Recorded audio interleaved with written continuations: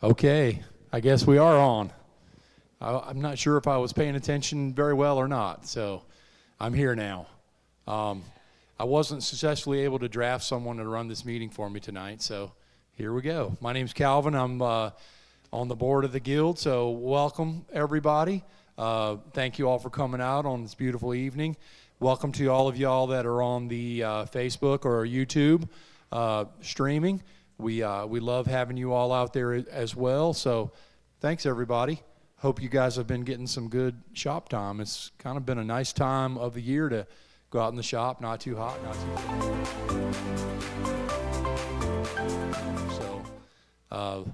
So feeling productive is a good thing. Do we have any first-time visitors tonight? All right, great. Thank you guys for joining us. And then, do we have any people that are first-time members tonight? Anybody just recently joined? All right, some of the same. Thank you all for joining. And if any of you here that are not members, we want to encourage you to check us out. If you're online, come take a tour. We'd love to show you around and show you why we think this is a great organization to be a part of. So you all know the format. We go through an agenda tonight, and then we'll have a show and tell, which is many times our favorite thing, and then we'll have a break, and we'll have a program tonight. So let's get going right down the agenda. So we're going to skip right to the hot item tonight. We have our yearly elections for our board and our leadership committee. So I want to invite Ron and Dave to come up, or is it just Dave? Come on up, Dave. Okay, I'm going to officially call this meeting to order because we're going to do things appropriately. So, meeting called to order. Good evening. My name is David Roth of the Kansas City Woodworkers Guild. I'm the Guild Secretary. The special session of the Kansas City Woodworkers Guild. The purpose of the special session is the election of board members and directors. We have a slate of officers.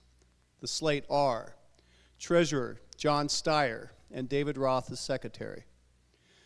Directors are these names by title, and their names are Chuck Saunders for Asset Directors, Dwayne Miller for Director of Sponsorship, Matt Novak for Director of Events, and Tom Vesey for Director of Programs. The term for each position is 2 years. The other board and directors are elected in the even number years. If you voted by email, please refrain from voting today. If you have not voted and are a member in good standing, that is, if your dues are paid, we encourage you to vote this evening.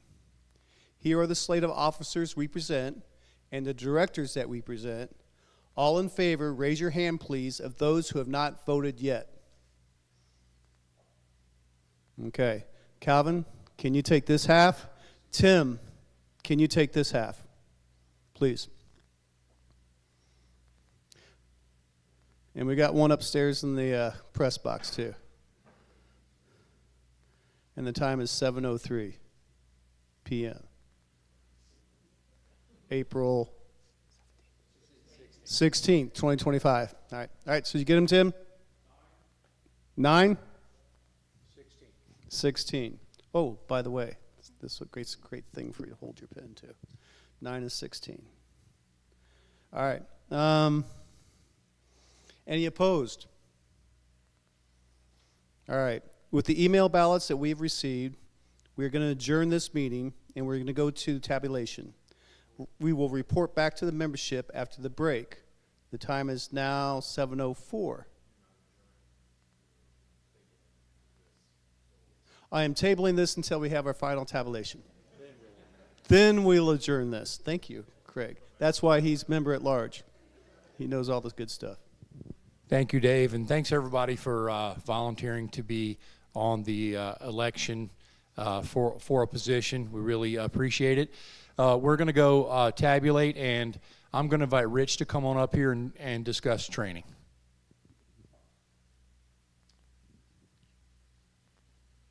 I've been told to talk a long time. So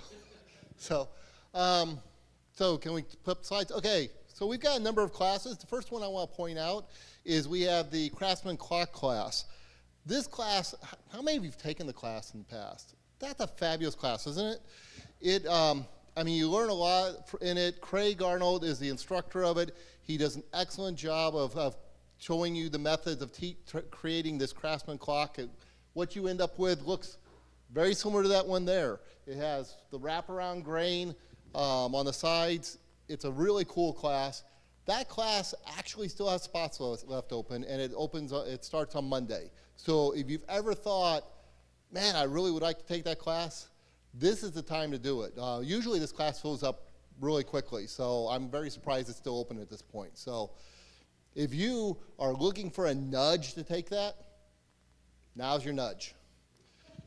So the next class is another one I'm very surprised is still open. Tom Vesey, who is up for the director of our programs, actually is coming to teach his building wood and mud class. This is a class that anybody can take at all levels. It's a class that would appeal to beginners as well as people who've been doing woodworking for a while. He shows the method of doing this, not using a lathe, but actually just using, what type of saw? Table saw? Just using a table saw. Table saw and a bandsaw. And he shows you how you can create a mug that is actually, when you finish, is a usable mug. They make great gifts. This is actually one of the cheaper classes we have as well. Right now, it's got a number of slots left open, and we are going to keep talking until someone signs up for that damn thing. So anyway, no, if you're looking to take the class, that's a good class to take, and it's a good class for even, like I said, even beginners. We've got opening on Tuesday, April 29th. We have the project finishing class. That, again, is a class that's taught by Craig Arnold. If you haven't taken his finishing class, I consider that one of our core classes. We've got basic, we've got intermediate, we've got hand tool, and we have project finishing. Those are the classes that kind of make up our core curriculum. And so if you haven't taken that, Craig loves finishing. I mean, he talks more about finishing than you know, baseball lovers talk about the Royals. He'll go on and on about how to finish. And the thing is, by the time you finish that class, you can understand how finishing can really add to a project. And so that's another really great class to take. Another class is coming up in June is the marquetry panel class. David Roth, you all know David Roth, and he does wonderful work. He only teaches one class a year. And so this is the class he's teaching this summer. Because of his job duties, he only can teach in the summer. And this summer he's going to teach this marquetry panel. He does wonderful marquetry work. It's a class that's well worth taking. If you've ever been interested in learning to do marquetry, David Roth is an excellent instructor. That class is going to meet over 3 days. It's going to meet over a Friday, Saturday, Sunday. And the reason why I set it up like that was so if you're someone who works still and you need to take a day off, you're only having to take off Friday. But it's going to be, the class will go run 8:30 to 4 on Friday, June 6th, then Saturday, June 7th, and then Sunday, June 8th. The next class is the bandsaw box class. We've had lots of requests for bandsaw box. That class is taught by George Rexroad. Anybody who's taken a George Rexroad class knows he is also a very excellent and patient instructor. Oh, I don't have to talk as long. I was really stretching this out. Anyway, well, I've told him I'm going to keep going until someone signs up for one of the classes. And so, but the bandsaw box classes go open for enrollment on May 6th. This is another class I expect will fill up very quickly. It meets over 2 days. It meets Thursday night. That Thursday night, June 19th. You come in, you glue up the blank, and then when you come back on Saturday, that's when you actually cut the box out. So that is Saturday, June 7th. That's not going to work. That is not going to work. It's the same up there, isn't it? Yes, that's why I asked.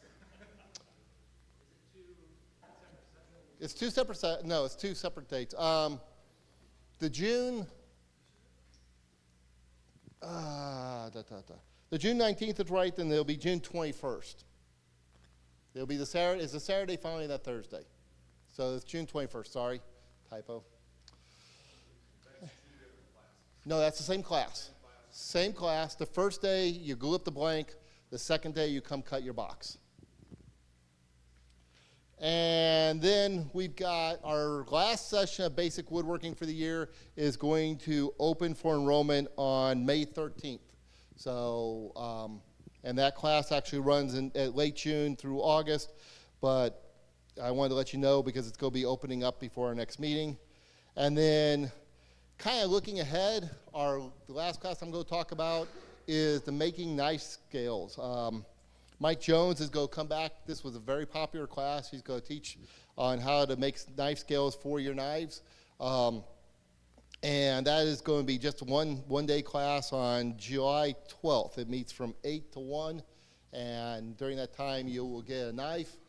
I call it, in the newsletter, I call it knife making, and someone pointed out that that's kind of misleading. This is not forge and fire. We're not going to be making the actual knives, but you'll be putting the scales on the knives. And then last, I want to talk a little bit about the skill builders. We have Assembling Your Personal Toolkit with David Kratz. If you've never been to a David Kratz session, you don't want to miss this. David Kratz is got just a font of knowledge. He's just a wealth of knowledge. And he's going to be doing his presentation on May 6th. On June, we're going to have the Martin Saw again. I got to use the Martin Saw for the first time this weekend. It is a fabulous tool. So if you aren't sure how to use that, make sure you come on June 7th, and Chuck Saunders will go through again how to use the Martin Saw. We're not going to have a meeting in July. And then in August, Wes Myers is going to come, and he's going to show how he makes cabinets. So he's going to do a primer on cabinet making. So, and that's it for me. Good timing. Thank you, Rich. And just to confirm, in July, there's no skill builder. We'll still have a meeting in July. And I encourage anybody to come to the skill builders. You just have to show up.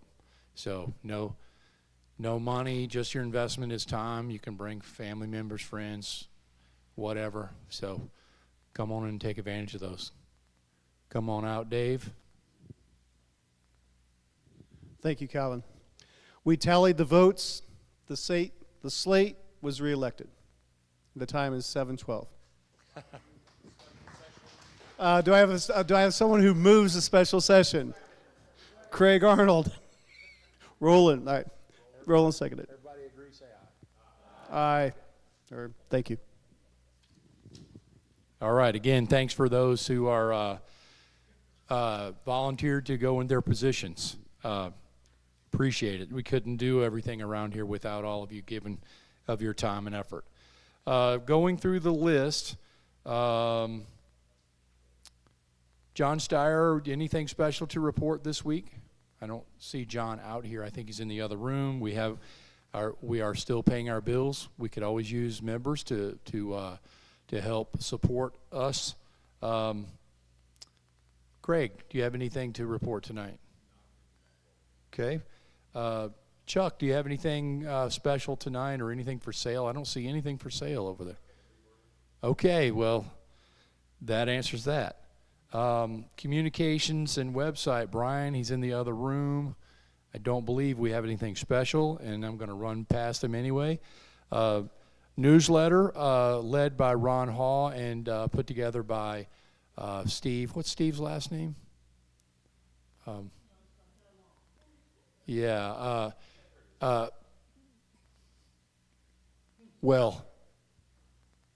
Great job on the newsletter, and anybody who's got any articles or you're working on something, we'd love to have you submit an article, newsletter at kcwg.net. So anything you're working on, you want to send pictures or a quick article, you go on vacation, you go to a museum, you see something cool, you find a friend that has some amazing projects, we'd love to hear about it. And we'd love to share it with the Guild. Librarian Don is back there with his normal slate of books and magazines. We've gotten some great books coming in here lately, so you might want to go check that out. Books are $1, And magazines are 25 cents and or 5 for $1. Anything else to add, Don? Okay. We want to remind everyone that we are on social media, and we have a newly appointed social media director. KASEY is here, so she's trying to step up our game. And she's working with our Facebook account, Instagram.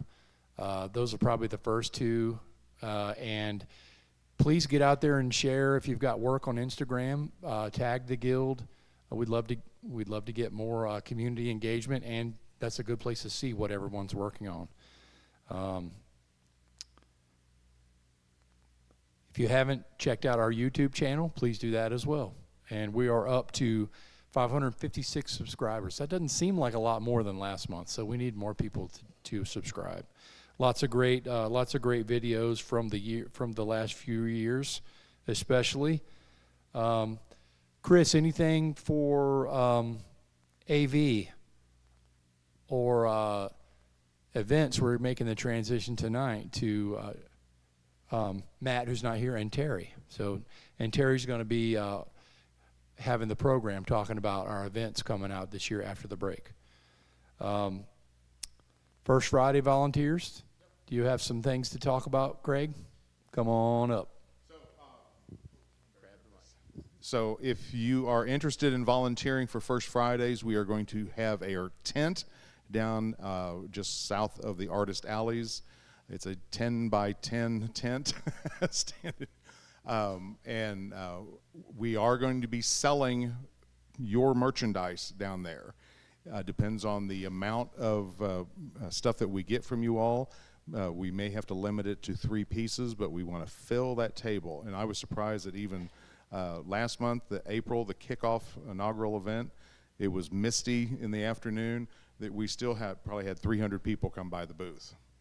And we gave away, we're giving away a round wooden coin for those truly interested in woodworking. That's worth $10 or 10% off of their membership. So we gave away half a dozen of those then. But as for volunteers, we need some volunteers down there, and we're going to have this room open for sales as well. So it'll be set up like the shop. If you're familiar with last year's First Fridays, we still kept the joiner and the planer and the table saws out here, but all of the benches were filled with our merchandise. If you volunteer to work, your commission on pieces that you sell is half of what it was last year. It's only 10% commission. If you do not volunteer and you sell something, your commission is 20%. And we mean volunteer, not come sit down on a chair and hold it to the floor. We expect you to give tours, to promote the guild for membership, to sell stuff, to help us set the tent up and tear the tent down. That's how you get your 10% commission then. We're going to be sending out an email later this week soliciting your volunteer efforts through the Sign Up Genius. So look out for that. Come on up. So I do volunteers. TERRI does the vendors. I volunteered to help with the vendors. Anyone? Okay. Hello. Hi, everybody. You're going to see my face later on today. I volunteered to sign up for the vendors, and I have last year's vendors all called. And if I didn't call you, please let me know. And so I know who's going to be coming as a volunteer. But if you want to sell something, we want to sell something. I've been told to be louder. We need your name because we're going to give you a number, and that's going to be on anything you sell, so you get your commission. So we need your name, we need your address, we need your phone number, we need your commitment to at least pick up an envelope, which will be here as soon as I get some envelopes and get them made out for you. And then we need you to bring your project in with your own inventory. We want you to keep your inventory because if we sell something, we want to make sure you get it back if it's not sold, and we want you to get the credit for that. So anyone here not sell last year? I said not sell. I see some sign. There you go. Anyone going to sell this year that did not last year? All right, good. I need your name and phone numbers and stuff. Thank you. We had a great turnout last year. It was a lot of fun coming in here and watching and seeing what everybody did. So even if you do not sell something, come look at this shop. It looks gorgeous when it's full of wonderful projects. Thank you. Thanks, Terry. Okay, moving down the agenda. Membership. Carol, do you have an update tonight? I'm not going to steal any of your thunder.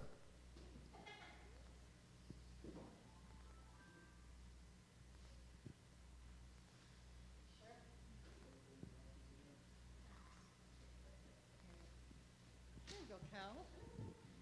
You want to hold that for me? Sure. Okay, so we are going to start with the aprons. We've been talking about doing some merchandise again for a long time. Thank you. And here we are. So my models are here. We've got a tan one. We've got a black one. We've got denim. We've got pink. Don't be afraid. And then we have. It is. And then we have another one that I do not have, but it's an olive color. So we're going to have 5 choices of colors, and you can get them with your name on it, so you don't have to wear your badge, and it can have your green badge, or if you're a foreman on the floor, this can be orange, so it's on your apron, and then then they've got the logo. We want you to have them both. I'm giving you an option for either, but we really do want you to have them both. So that's going to come through on a sign-up Genius. They are one size, so it shouldn't be that complicated. Thank you. Ballerina twirl, thank you. And it's got nice brass hardware on here too. They do, they're really nice. And on the back of the neck, it's comfortable. Yeah. Turn around, please. There you go, yeah. So it's got the cross in the back so you don't feel it in the back, and it's got good pockets. Yep. Yeah. We'll put it to the test. We will put it to the test. I think completely embroidered, they're 50. So apron and the embroidery with the logo and the name. Yep. That's a bargain at twice the price. It's a bargain. It's a great deal.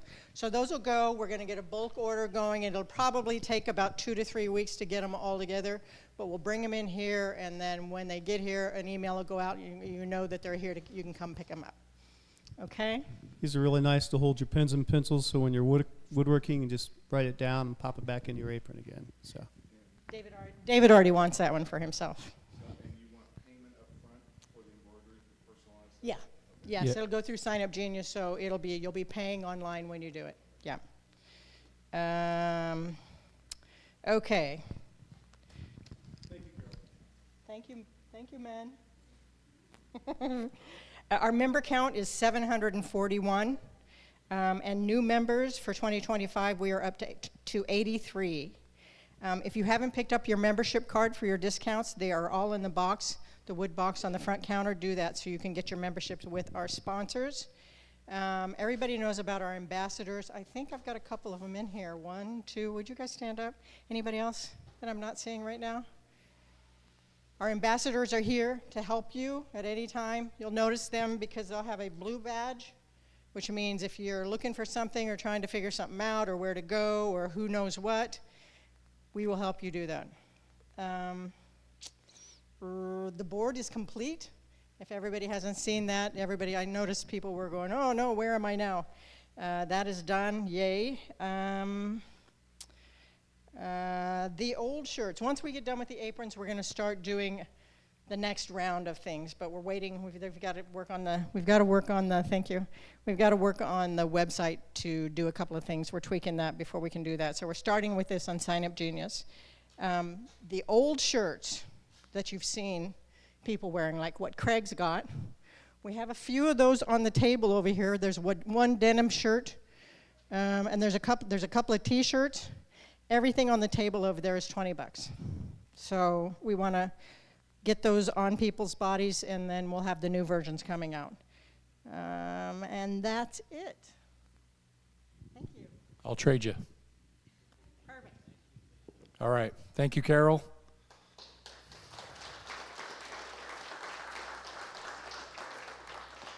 Safety, Steve, come on up. Thank you. Good evening, everybody. Just 2 quick public service announcements. Well, one really, I guess, but and then just a heads up on another.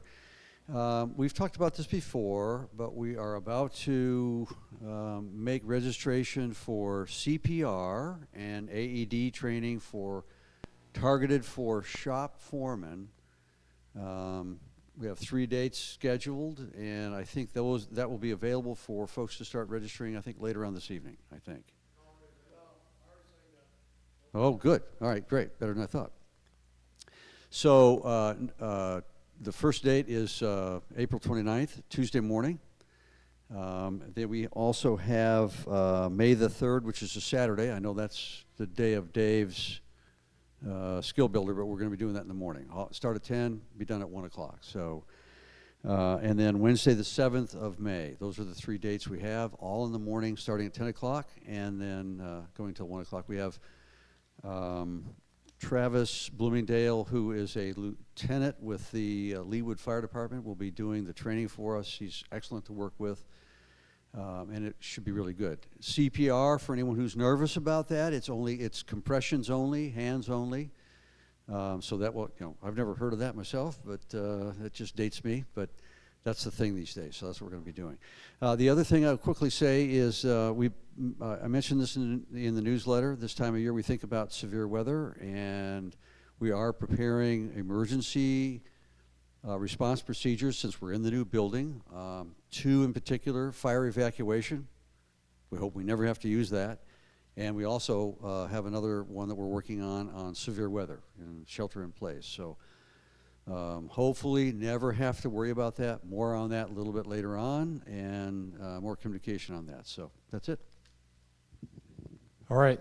Thank you, Steve, and to the whole safety committee. Rough to Ready is led by John SLOSS and a lot of other people. Lots of classes available.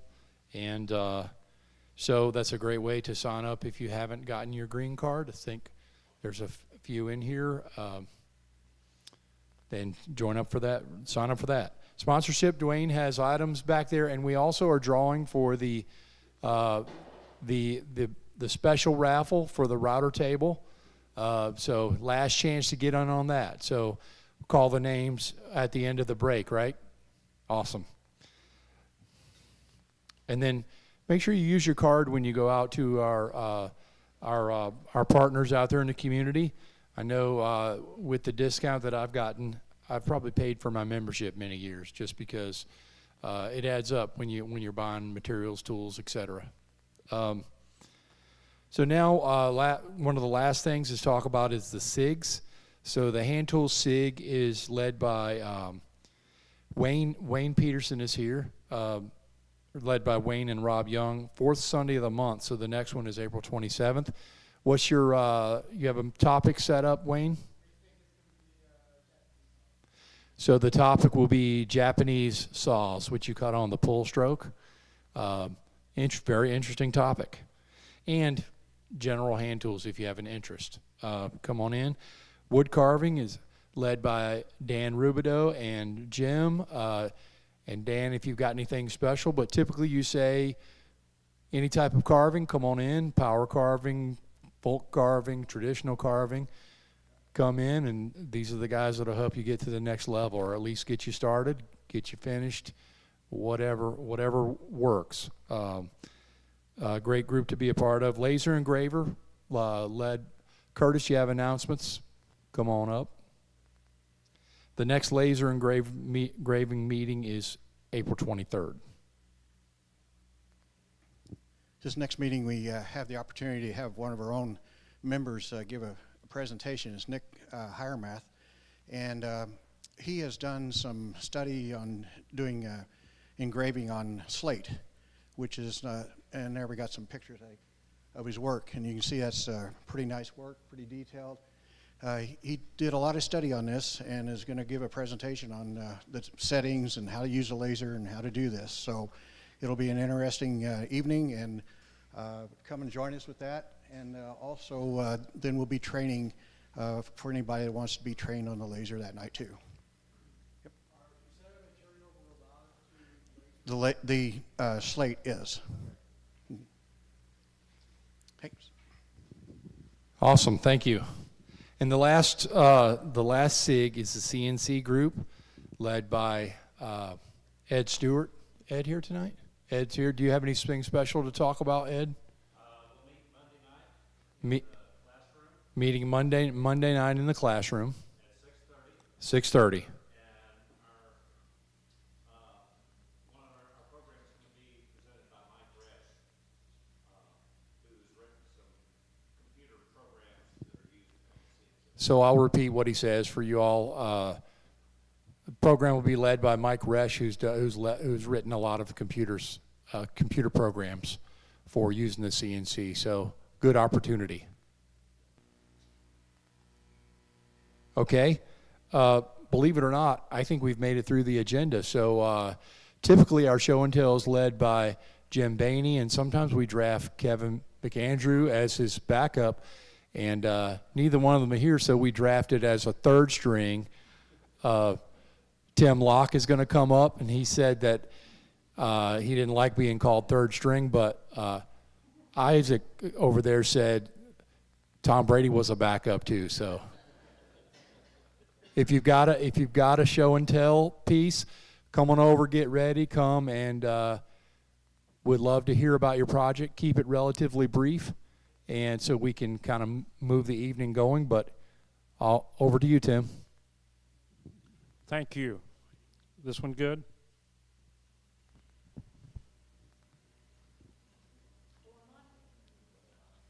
Come on up, Terry.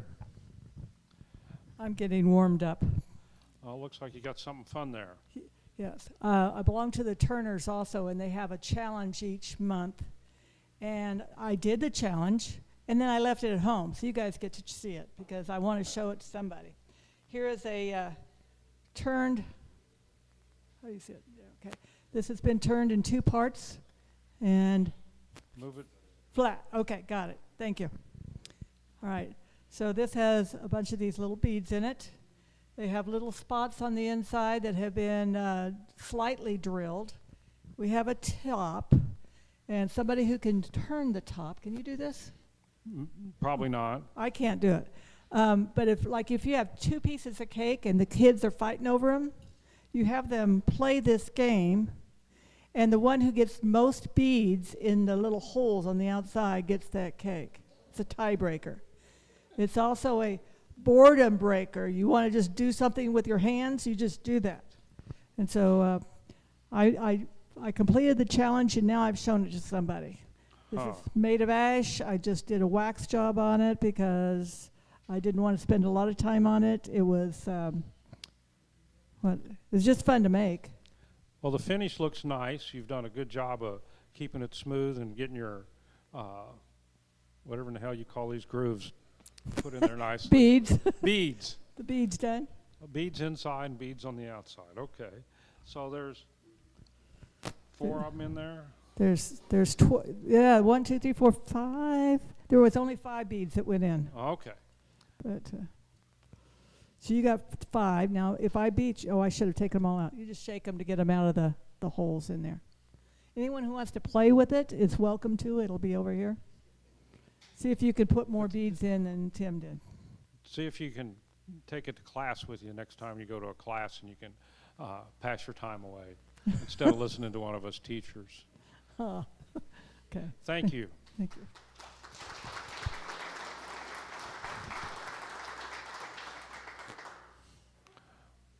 Wow. Look at that. It's made out of basswood, and I've been using acrylic paints to paint it. And this is going to be a gift for a guy that lives down the street from me. He recently retired, and he plays golf a lot out in his yard there. He hits the ball from one end, and then he goes down there and he hits it back. It's kind of funny to watch him. Chasing a ball around with a stick, huh? Yeah. But this is made out of a rough out.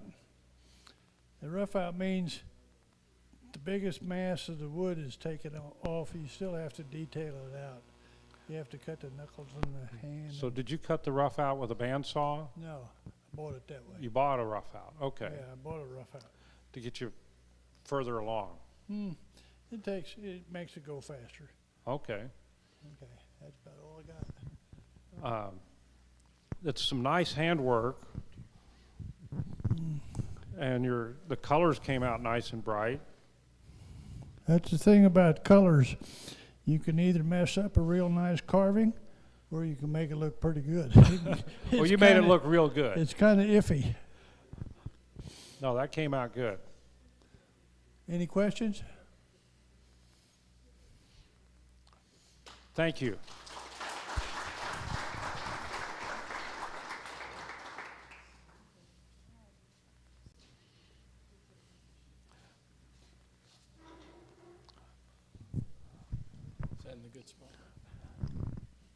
Yeah, can you shine on Cal's carvings?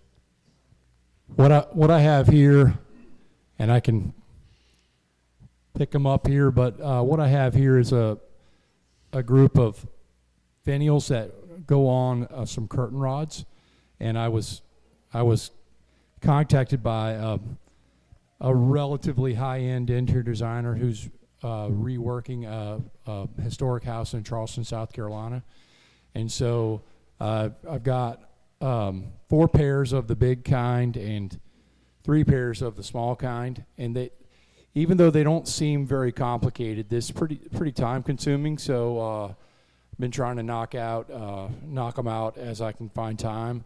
I have to fabricate the curtain rods as well, because they're copying a specific one that has the curtain rod at 1 9/16 diameter, which I have not been able to find commercially. So I'm just going to cut a square blank and cut them out on the shaper with a round over.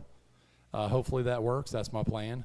And but I would love to get these shipped out of my shop pretty soon, because they keep staring at me with 14 of them to do. It doesn't seem like much. They're not that big, but they are time consuming.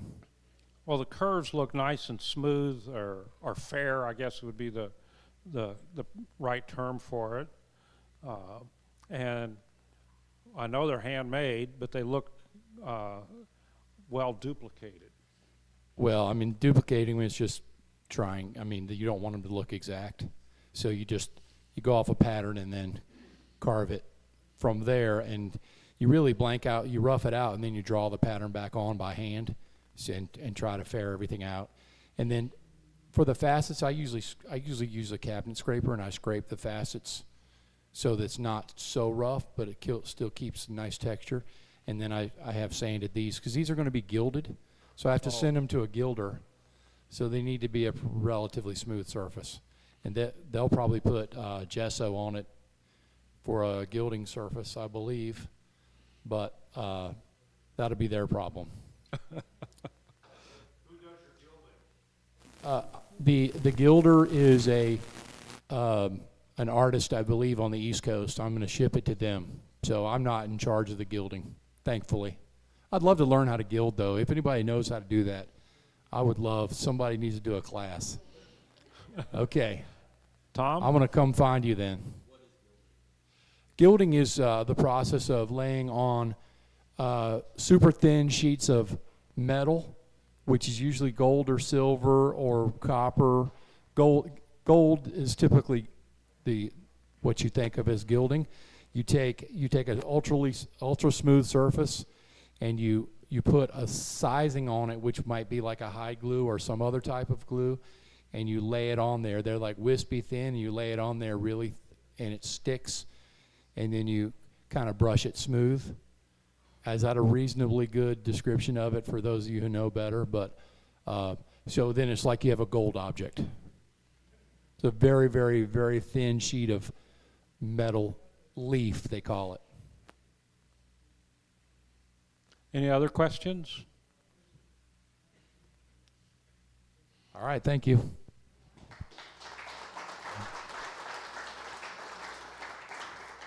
Craig, was that description on the gilding pretty good? Thanks. Hello, Norm. What do you got there? Hey, Tim. This is a chocolate chip cookie box.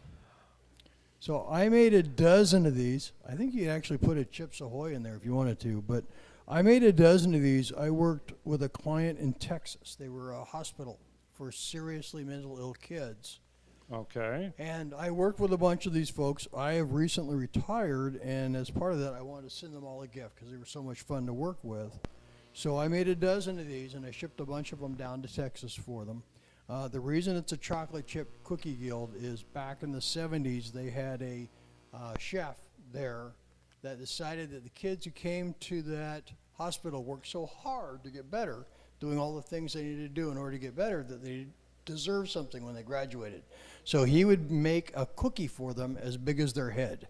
And so every time you graduate, you got a cookie as big as their head. So I wanted to build a box that tied something into what they consider part of their program there. So that's why it's a chocolate chip cookie box made out of cherry, walnut chocolate chips. Okay. And the inside, this piece is not turned, it's segmented. I see it's a segmented, but did you round it with a lathe, or did you? No, I didn't. So I created the segments, I glued them together, and then I took a drill, a Forstner bit, cut the circle out of the thing, and then used that with a jig to sand the outside to be the same dimension around. Well, it looks professionally done. I'm sure your colleagues will be quite happy with Thank you. with that. And the walnut chocolate chips almost look edible. Yeah, yeah. No. And those are each hand carved. I Okay. started out with a 1/4-inch dowel and carved the ends so they looked like chocolate chips, and then put them on a saw jig and just cut them off. So I ended up with a bunch of little chips. Sounds easy. Yeah. Any questions?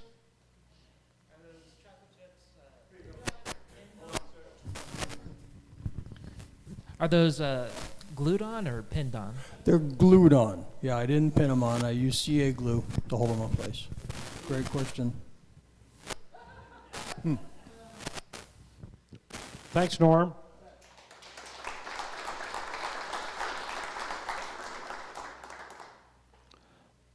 Hello, John.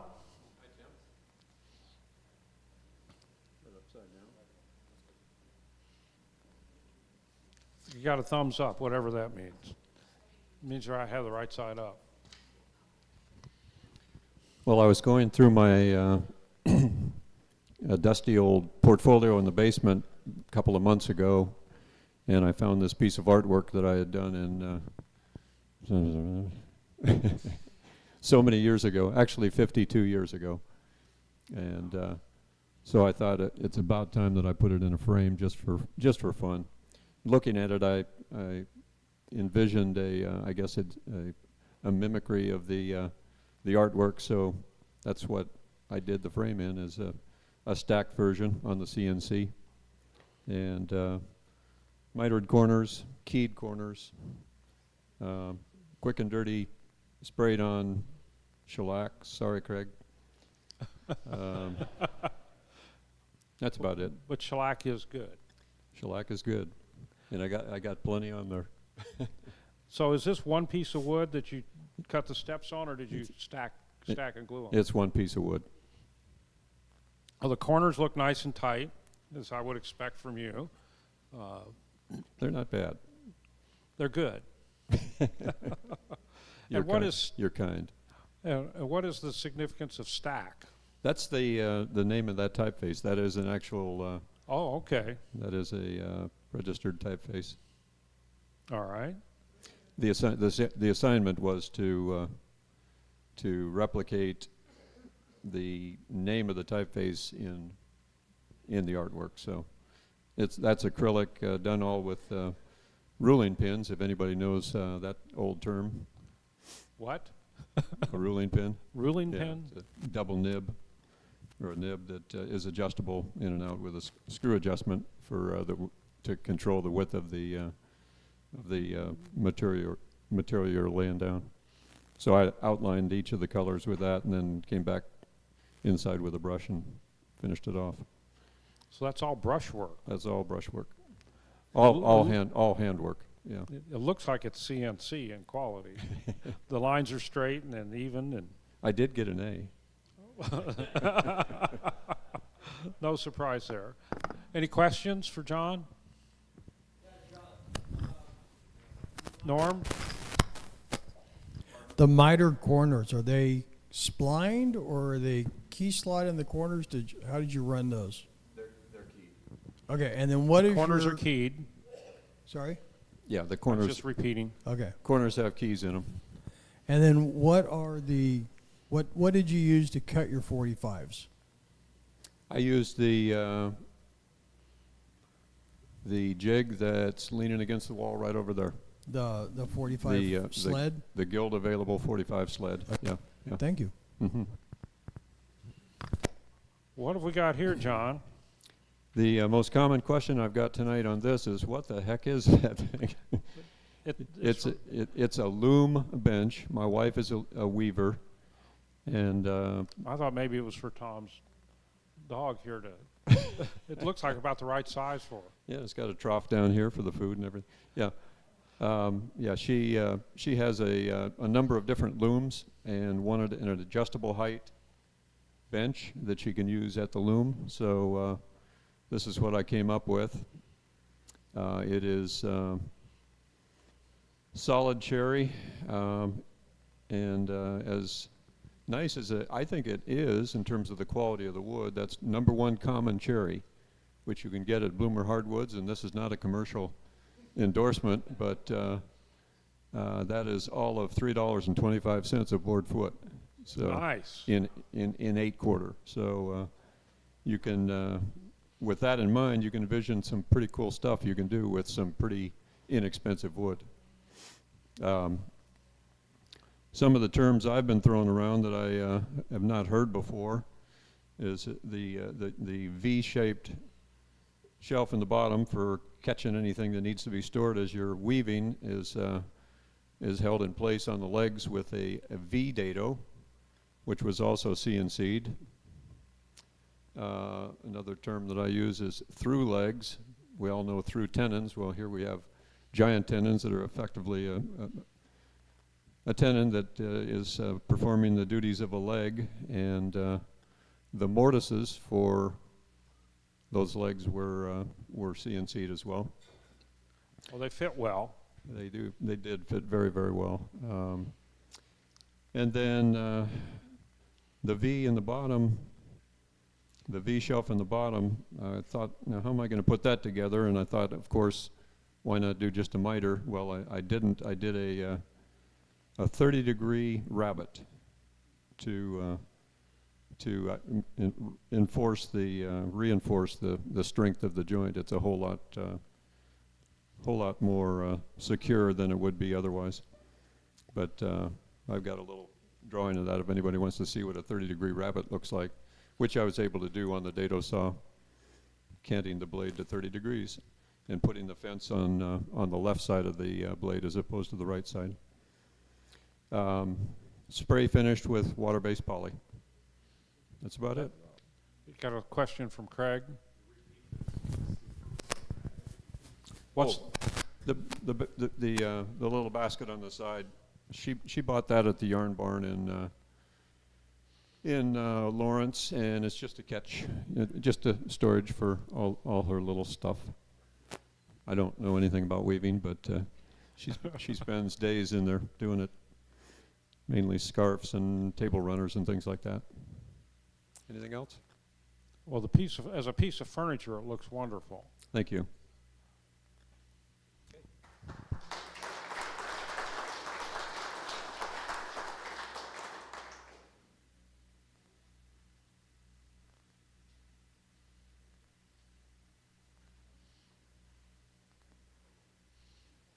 Hello, Steve.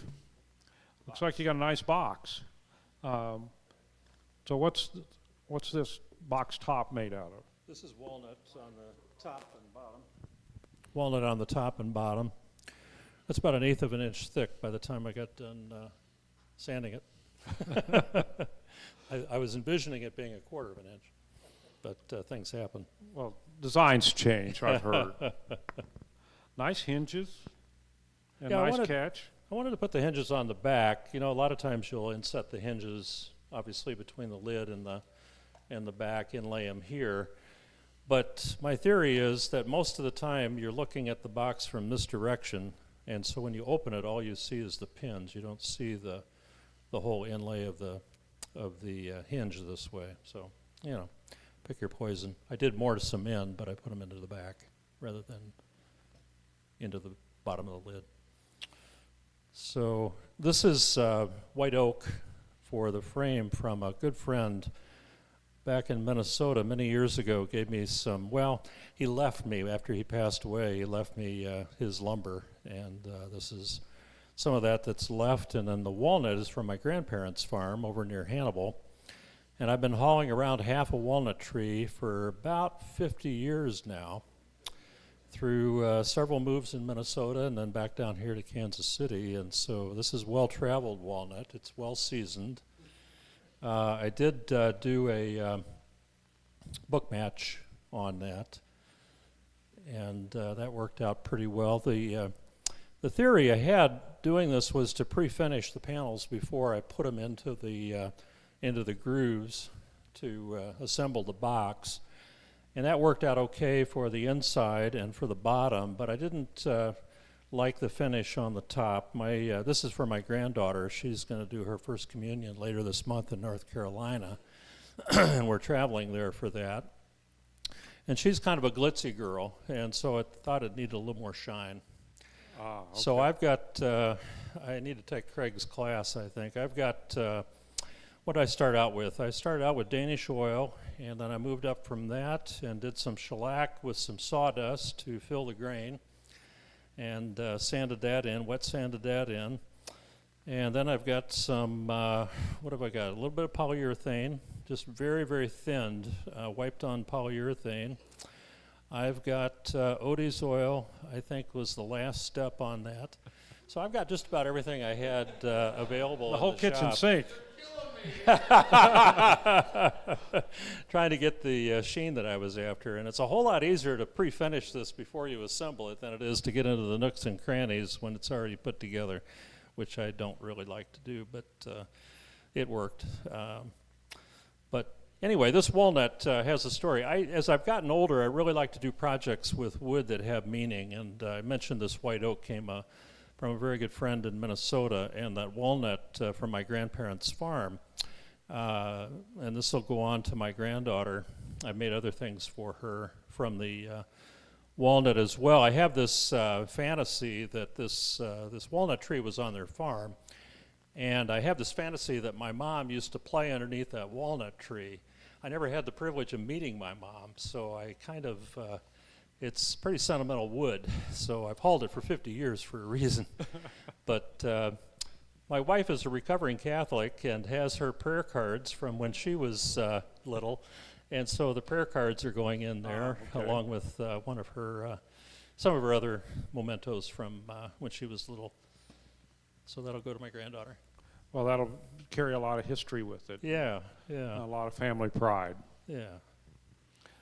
So have we got any questions? You might notice that he pinned the corners with dowels. So it won't come apart. That's the theory. And you know, I've got a process for that. It's kind of a simple thing, but whenever I use dowels as pins like that, I always undersize the hole. I'll make it a 64th of an inch smaller than the diameter of the dowel. And then when you drive it, you get a really, really tight fit.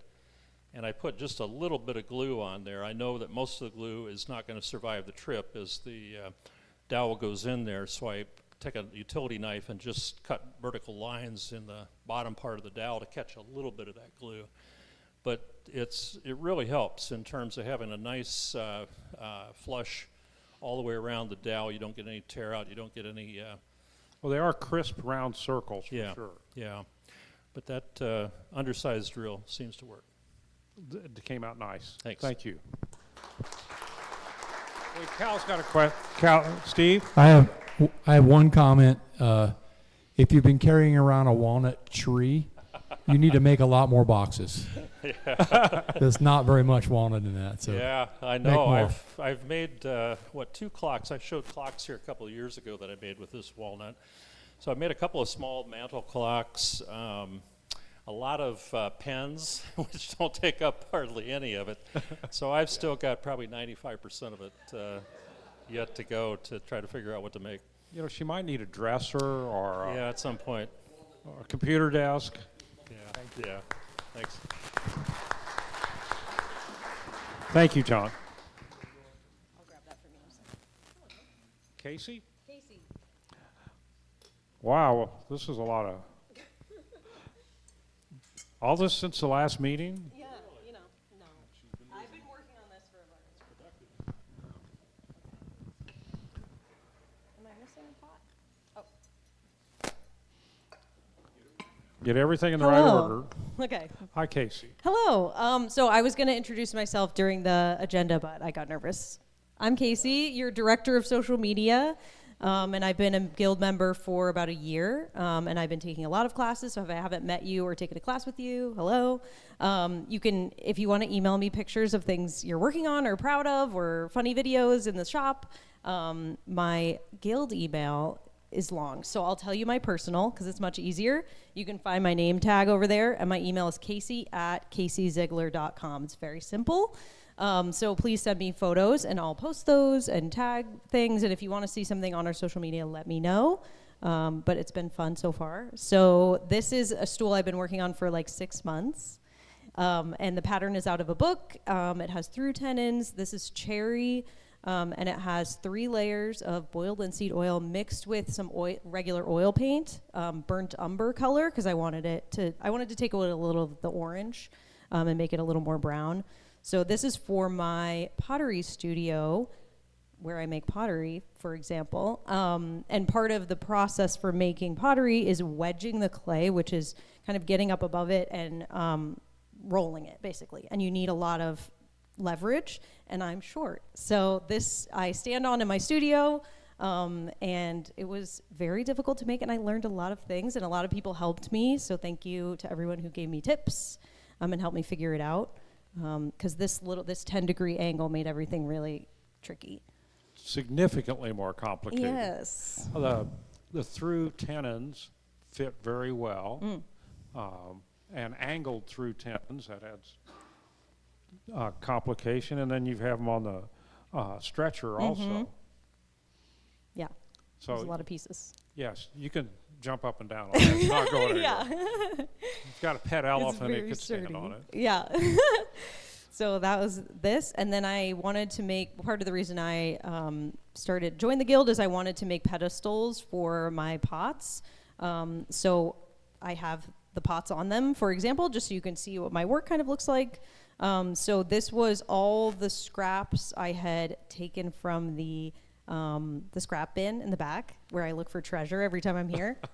And then a few pieces of wood that Ed gave me, this beautiful walnut that's really figured, gorgeous. So I made the biggest box that I could with the pieces that I had, and I just used the method from rough to ready without a bottom, and then I glued the top on. So that's how I did that.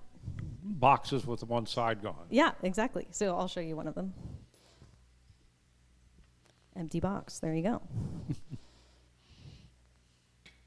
Well, that's beautiful work. Thank you. And this is your first year of woodworking. Yes. You've done quite well. Thank you. Do we have any questions? Yeah. Wait for the mic. So you said you added oil paint. Was that just artists' oil paint? Yeah. Yeah, I took Craig's finishing class, and he mentioned that, and I was like, wait, I have a lot of that from college.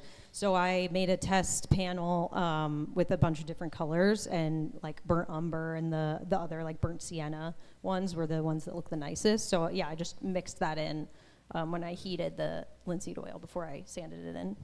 And that was in all 3 layers of the linseed? Yeah, I just made one batch, and then I would like reheat it each day when I was repeating it. Okay. Yeah. Yes, I did. Oh, you learned This is that the from butter Craig, finish. huh? Sign up for Craig's class. Sign up for Craig's class. If you want to You won't regret it. Be able to keep up with Casey. All right. No more questions. Thank you, Thank Casey. you.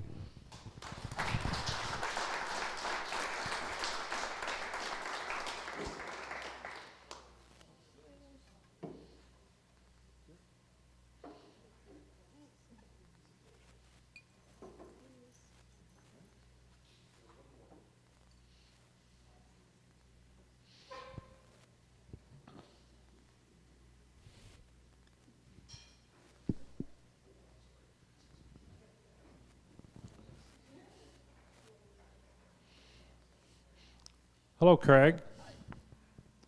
Hi. Let's see where we can. Okay, that looks good. All I'm doing here, this is a work in progress, but I wanted to show it off because goal is to deliver them on Saturday, so I won't be able to bring them back. Oh, I'm sorry. Thank you. I had the same problem.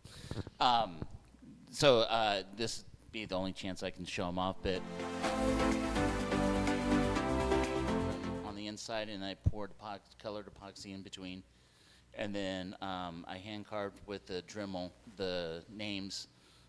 My stepdaughters wanted charcuterie boards after I made one for my mother at Christmas, and so I got their names engraved on the top there, and did that with a Dremel by hand. I can't imagine the patience it takes to do that with a Dremel, and the quality of the lettering looks like you took Ed's CNC class. I'm Not trying yet. to take Ed's CNC class because I think about each name took about 6-7 hours by hand. So looking to do that a little bit better. And the Dremel didn't bounce off the wall a few times in the process? No. I admire your patience. I admire your patience. So you carved them? Yes. Okay. And then also been learning a lot about epoxy. Well, the epoxy looks nice. I assume you're going to flatten that and sand it and then polish it again? Yep. So put on some handles. So. Okay. So. They'll really enjoy that. And then also with the names, I was showing it off earlier, but I have some colored sand and fill that in and then seal it. With epoxy again? Actually, I'm going to use sealer and then put the epoxy on top. Okay. So, might talk to him about some sealing. So. Yes, John? Oh, there you go. What do you use to surface epoxy with? Like machinery, sanders, and that type of stuff? Usually sanding. What I did on the last board is I started off rough, and then I actually went to, I think, like a 1200 grit in wet sanding, and then when I was done, I used butcher block oil, which brought back most of the shine and being able to see When through it's it. assembled, do they go through a wide belt sander, a joiner? Actually, that was done the first time. So the first time I built it, I wasn't part of the guild yet, so it was all hand sanding. So all this was done by sanding, and it took about 2 weeks and messed up the basement. So wife, that's the main reason I joined the guild, is the wife is like, no, you're not joining the guild now. And so I've been out of commission for about 2 months. So tonight I was coming in to use the wide built sander, but then I realized, oh yeah, tonight's a meeting, so kind of delayed on all that. So. Thank you. Well, the wide belt sander will certainly level it out, but it'll be rough when you do that. But those are your grips. I'm gonna have to sand it anyway, so. Okay. That looks really nice. Good quality workmanship, nice lumber, and I like the colors that what'd you put in the epoxy to come up with the. So I used a combination of dye and micropowder. The micropowder is what's giving it kind of like the sparkly luminescence. And I used different colors when I was mixing it, so it just wasn't one color. This was turquoise, blue, and then a silver. And then that was 2 different types of green micro powder and some black dye. Okay. Well, I see the transition through here. Yeah, that came out really well done. So, yeah, I'm happy with the color. So. Yes, they look good. Very close to being done. So. Any more questions for Craig? So, Craig, I'm going to make a comment. When you're finished, please bring in a photo so we can show it next month to see the final progress. And anyone else who has show and tell items that are too big or can't bring in, always can bring in photos. Oh, yeah. So. All right. Thank you, Craig.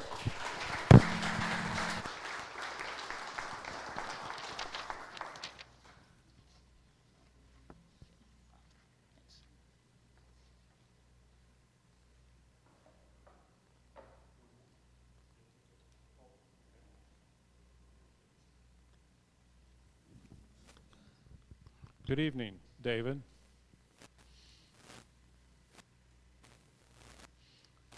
Bring that artwork up here. All right, I didn't know what show and tell was actually telling, so I wasn't ready for this. I just joined the guild in Let's January. lay it down. In January, and I started scroll saw work 2 years ago, and I've just been teaching myself the best I could. This was one of the projects I did. There's spalded maple and spalded pine, walnut, Bavarian walnut, cherry, and aspen, and then a piece of barnwood I found. So is this a barn that has some history with you? No. This was designed by somebody else. I just Executed. Yeah. Thank you. Well, it came out very professionally done. The pieces fit well, and the colors certainly show the 3D barn with the hay hooks and up into the hay mow. Yeah. And probably the team pulled the wagon up with the hay from the field. Yep. Yeah. So. It certainly tells a story, doesn't it? How things used to be done. Yeah, exactly. Sure. You might get with George Rexroad if you want a few pointers on the scroll saw. He's pretty sharp on that. Okay. Yeah.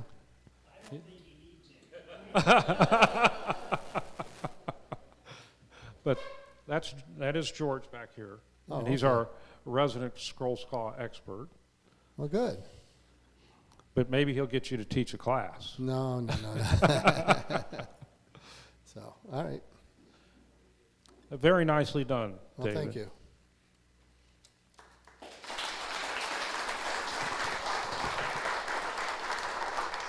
I didn't ask, were there any questions for David? Okay. Oh, look at this. Okay, I think I'm the last one standing between the cookies and the pop for everyone, so I'll be quick. This is the third or fourth chair that I made. This one I made down in Kentucky with Chris Schwartz, so went down there to get some pointers because I'd like to teach a class here, and just kind of wanted some things filled in, some questions I still had, and so we did this over a week. And yeah. So this is a Welch chair? It's a Kansas City chair. I'm not Welch, but is this what Chris called a Welch chair? It's or what John Brown calls a Welch chair, or a Welsh Windsor. Yeah, I think Chris is now calling them American stick chairs. But okay. Yeah. So. So did you rive these, or did you buy spindles, or how did you get the spindles shaped? Everything was, the shape was with a spoke shave. So I took him down to octagons with a hand plane and then took a spoke shave from there. Yeah, and the paint, the red is just store-bought paint. The black I made myself out of like an iron oxide. And then I mixed iron oxide in with walnut oil and wax, and that's what I put on top of that. So. Well, it's nice and flat. Yeah. So. Is the chair comfortable? I think so. Yes. Okay. Well, you're going to be the one who has to sit on it. So. That's right. Yeah. I've experimented with blankets on it, lambskin, things like that, but I don't know. I use it just for my work, and I don't work very hard, so it's comfortable enough just as is. So.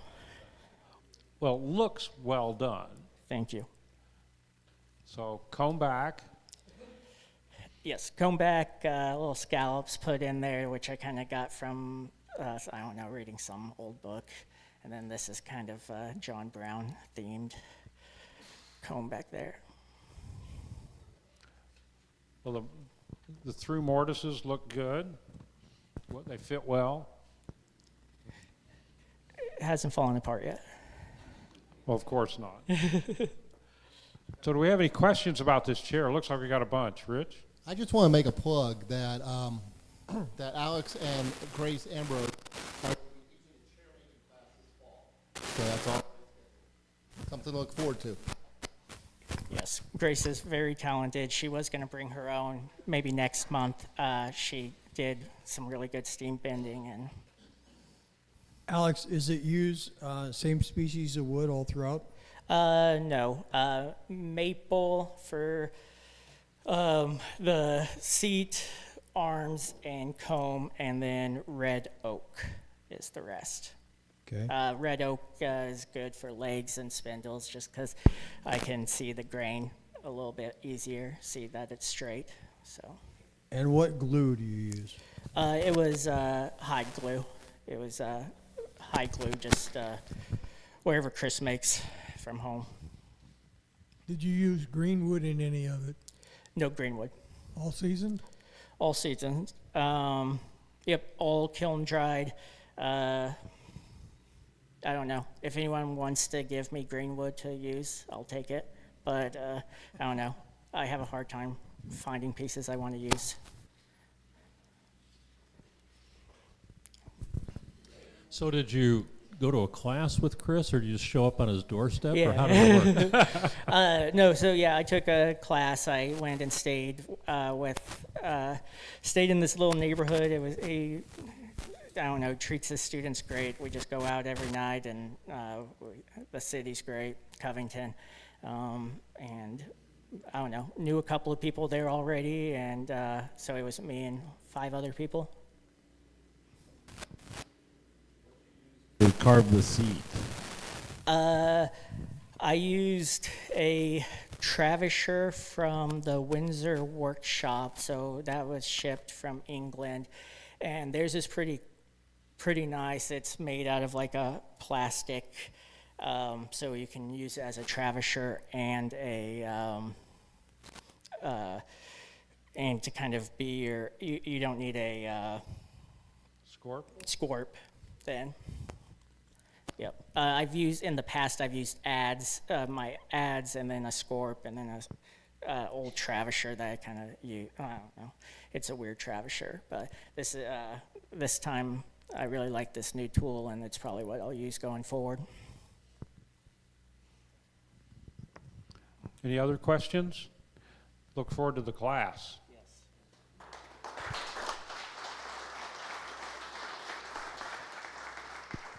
Thanks, Tim. All right, thanks everybody who brought in show and tell. Great stuff. We're going to take about a 10-minute break, and so grab something to drink or grab a cookie, and we're going to come back, and Terry, you'll have the floor.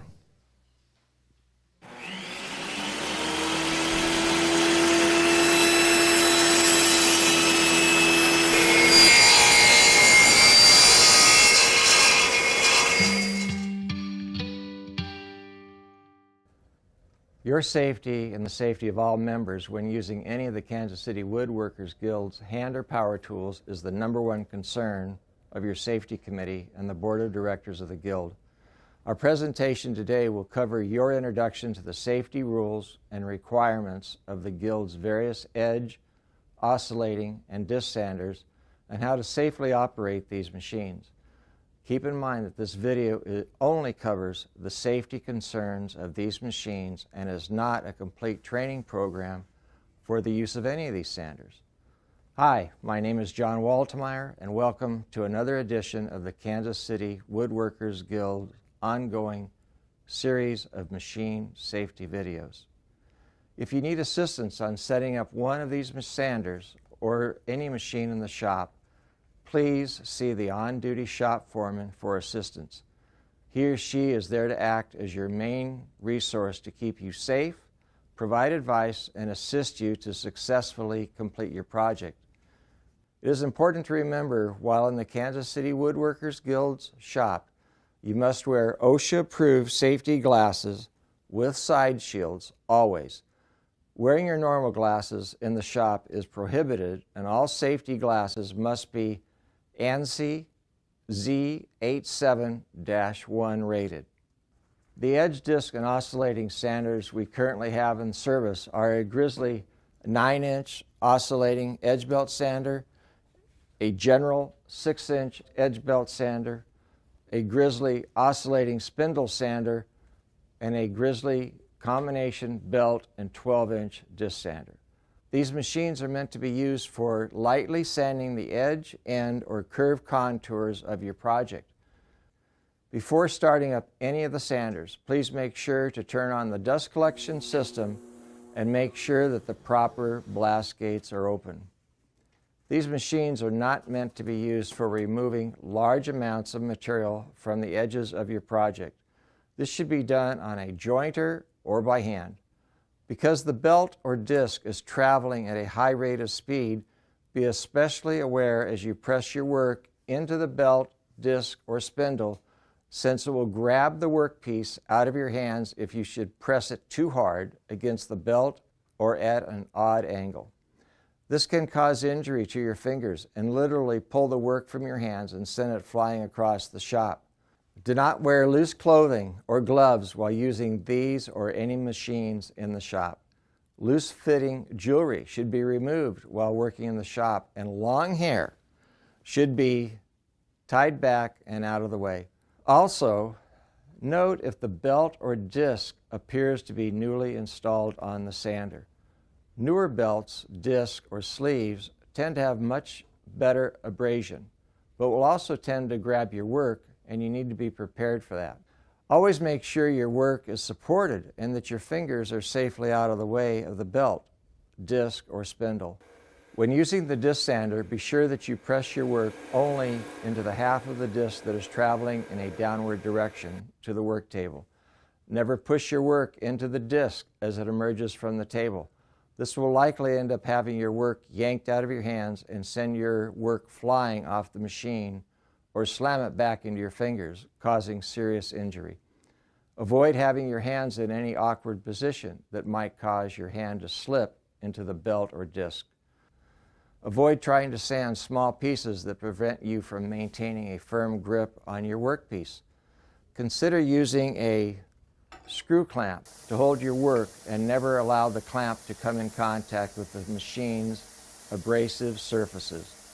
While it may be difficult to maintain the 3-inch rule on these machines, it's always wise to keep that rule in mind and make sure that you can safely sand your piece without risk of injury. Keep your work on the table or against a stop to ensure it is secure and manageable.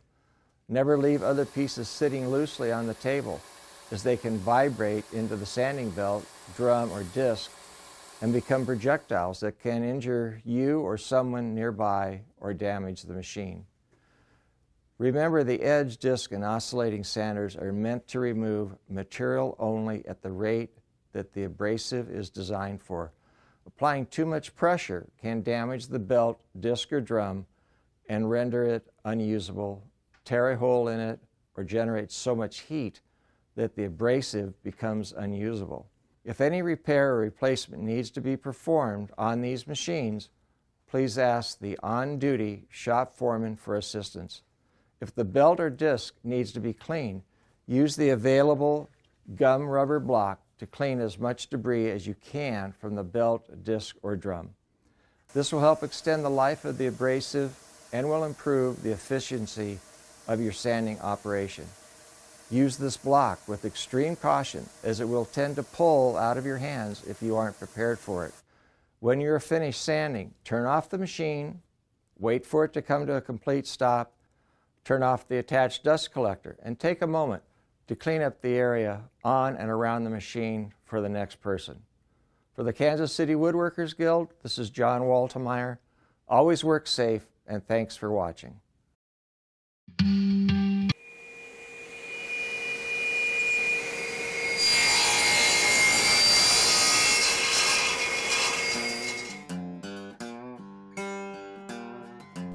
Hi, my name is Laura Provance, and welcome to another of the Kansas City Woodworkers Guild ongoing series of machine safety videos. Today's video will cover your introduction to the safety rules and requirements of the Guild's radial arm saw and how to safely operate this piece of equipment. Keep in mind that like all safety videos, this video only covers the safety concerns and is not a complete training program for the use of the saw. Remember, anytime you're in the shop, to have your safety glasses with side shield. The radial arm saw in the Guild's shop has been set up for cutting lumber to length only. While a radial arm saw can be adjusted to make a wide variety of cuts, our saw is set up to only make a 90-degree square cut. A radial arm saw is a saw mounted on an upper rigid track, allowing the saw to make wide, precise crosscuts.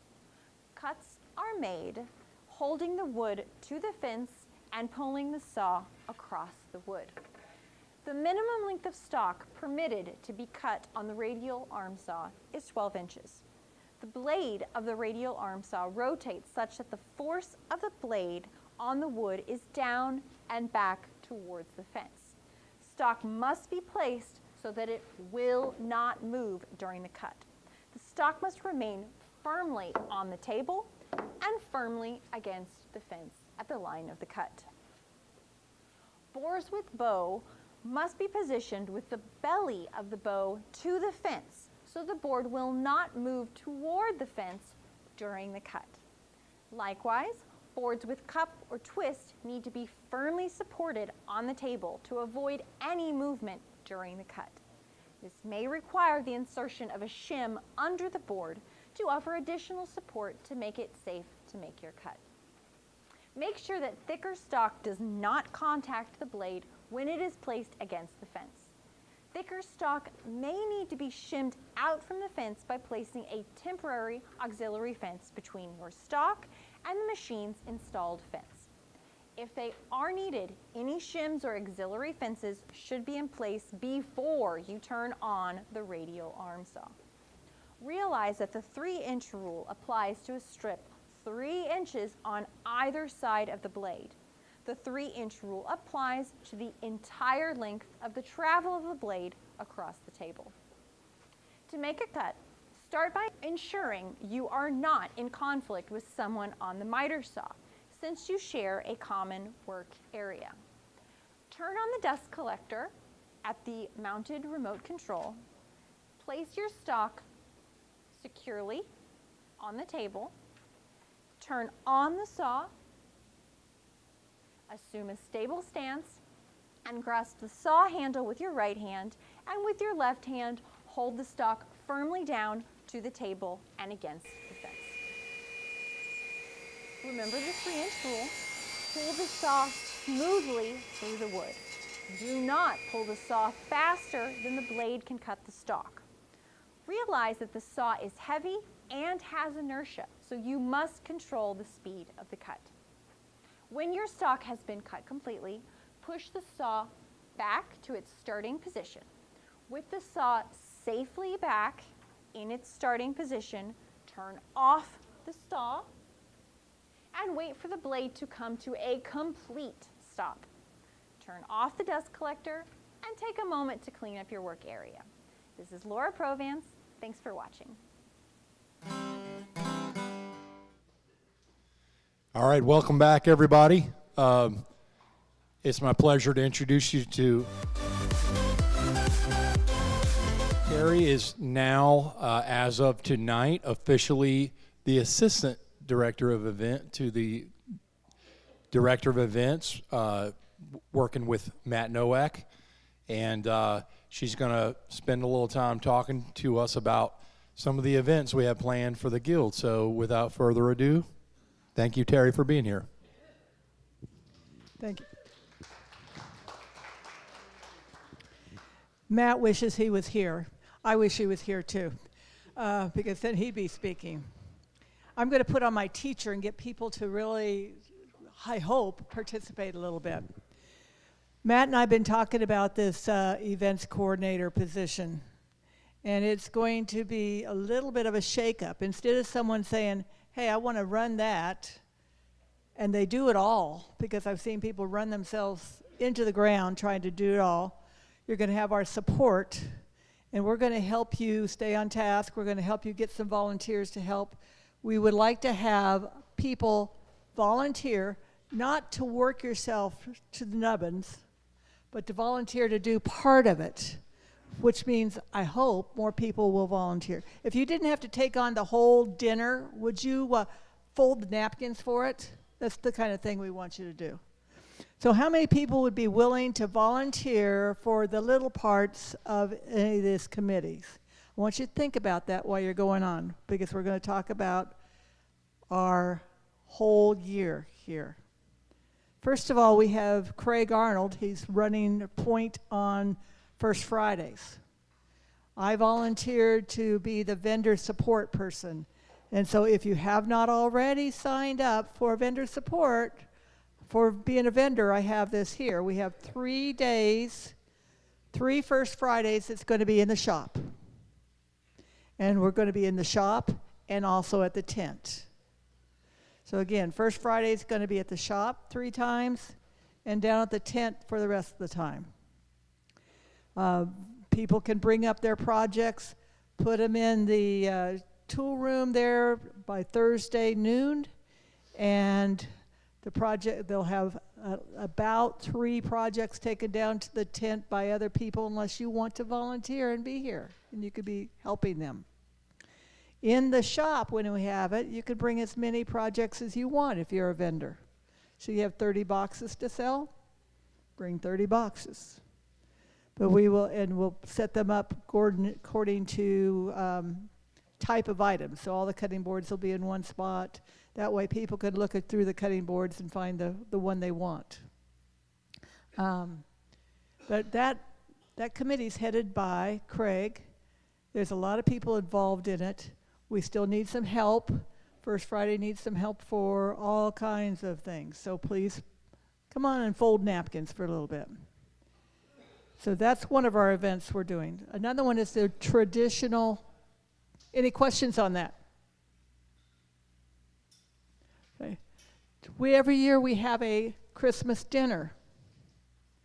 We're going to have a committee running the Christmas dinner. We'll make sure you have your choice of vendor or where the food's coming from, and we have enough volunteers. So again, you could fold napkins. You don't have to bring the whole meal. Okay. We're taking ideas as to what's going on with every one of these activities, by the way. If you have any suggestions, send them to Matt or I, and we will help you out with them, see if we can do it. Chris McCauley's running point on the Santa's workshop. Someone was talking to me tonight about how much fun their grandchild had at Santa's workshop. Everyone know what Santa's workshop is? Anyone? New people may not. But we have Santa Claus here. Children come. They put together a box that they cut up.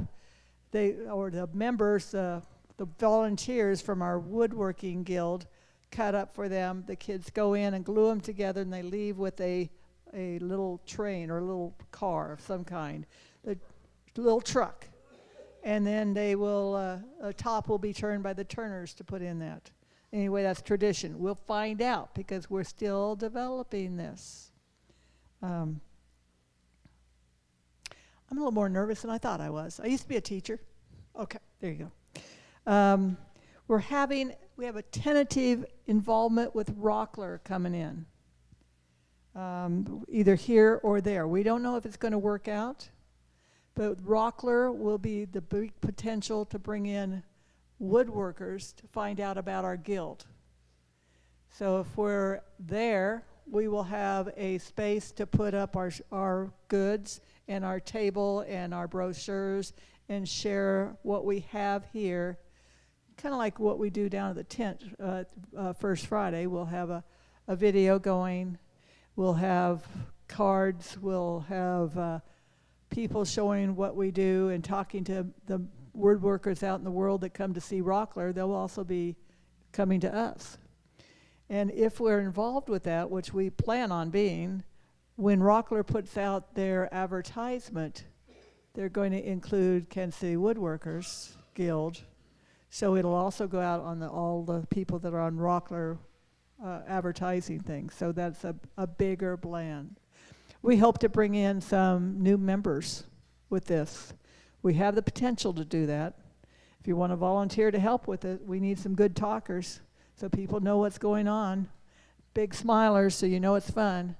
Any of you have fun here? Yeah, you do have fun. And the whole reason.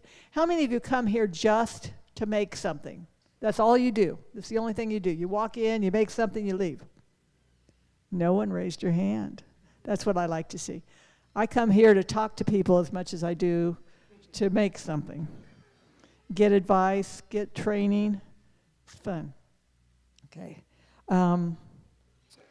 In August, we hope, we're still setting on a date, and frankly, Matt and I were not voted in yet, so we didn't push it too hard yet. But we're going to have an open house here, and we're going to invite Schuette's Lumber and Rockler and Craftsman and different organizations, vendors, to come into our shop. They will see our shop. They will be advertising it. They will say where it's at, that we're the Kansas City Woodworkers Guild, and bring some woodworkers in from the community that may not have ever heard of us before. So we're going to have that, hopefully, open house in August. We also, I really am pushing for a family day. I don't know what that will involve exactly. We have to get it through the board. We might have barbecue, we might have a picnic, we might have the kids making something, we might have prizes. That committee will be developing a whole brand new thing. Would you all come to a picnic if it was in a park somewhere? Some nods. How about if it was right here? We have hot dogs and hamburgers, and we eat here and show the kids. I have an idea for a game if we brought the kids in. Children come in and play bingo and try to find little parts of the machinery. Can you see them find a picture? My granddaughter had a great time with this the other day. A picture of the mortising machine, and she had to find the picture of the mortising machine and check it off. She didn't care if she got a bingo or not. She just wanted to find what she was looking for. This was at the state capitol, but I thought that was a great idea for the Woodworker Guild. Now, what are the goals for all these events? Thought I'd let you know the first one, the biggest one. No, the first one's fun. Membership is right there. We want to build our membership. So we have a lot of organizational skills, problems, projects going on that'll bring new members in. But we also lose a lot of members because they come into the guild and they make something, but there's no real reason to come back because they've made what they wanted to make. But if we have things going on and people talking to them and opportunities to develop friendships, maybe people will come back every year, feel a part of something that's bigger than them. So that's a big part of ours.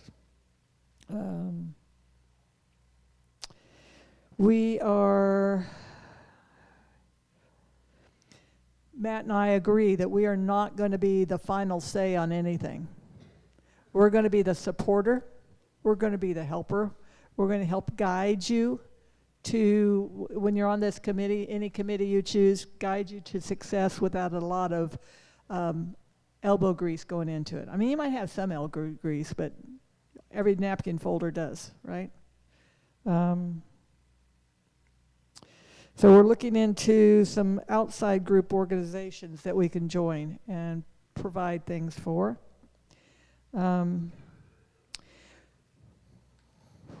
We've really been focusing on our open house, different ideas for the open house, because I think that will be a lot of fun for the families as well as the woodworkers, as well as new members. Come in and see exactly what we do and find out what's going on, and bring in the vendors.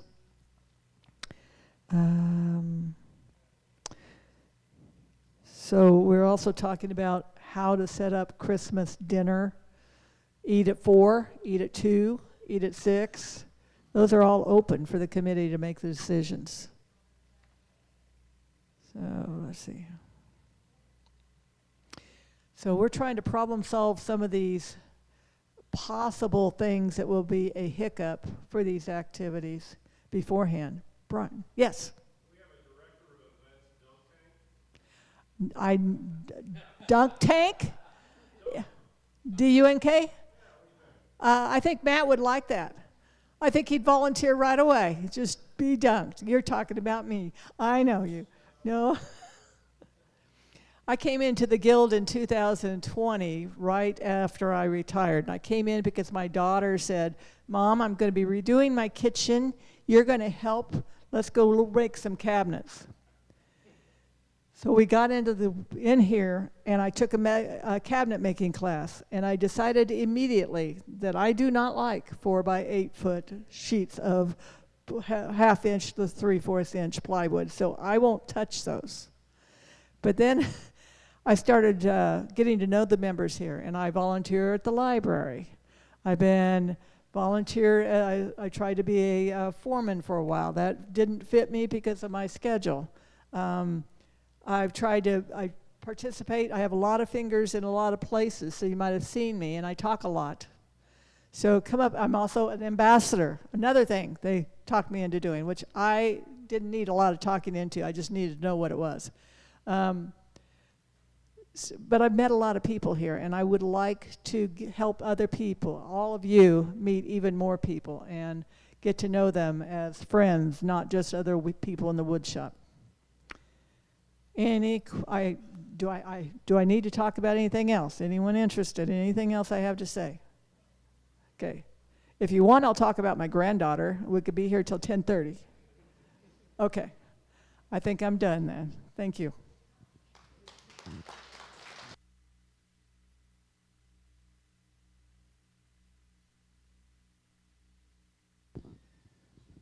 We have to make this official. I get a mug. You get the mug, so that's we'll stand here and get the mug shot. Thanks for presenting tonight. We're going to do another one here for Kasey. Okay. Yeah, you can show it proudly to all your friends here.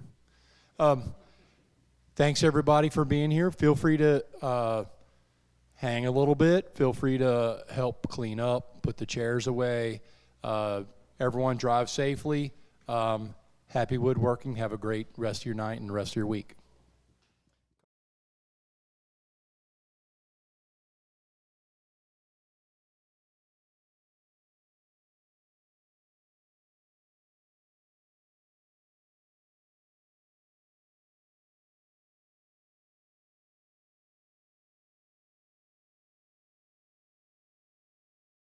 A special thank you to our guest today, to the Guild's Leadership Committee, and to all of our sponsors. For more information about the Guild, upcoming classes, and events, please visit our website kcwg.org. You can also find us on social media by searching for Kansas City Woodworkers Guild.